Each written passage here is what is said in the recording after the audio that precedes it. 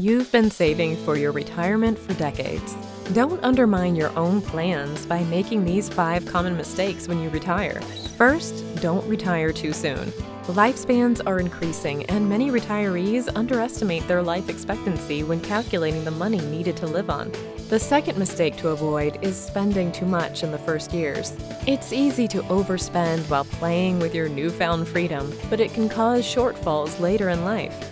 Budget accordingly and stick to your plan. The third mistake is underestimating medical expenses and overestimating OAS benefits.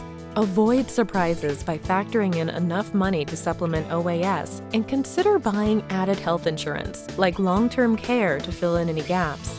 Another mistake is taking OAS and CPP benefits too early. CPP can start at age 60, but OAS starts at age 65.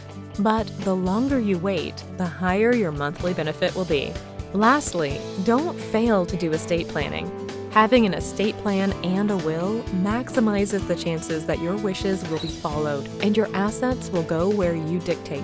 It's easy to make mistakes in the beginning stages of retirement. For more information on retirement, please give us a call or stop by our website.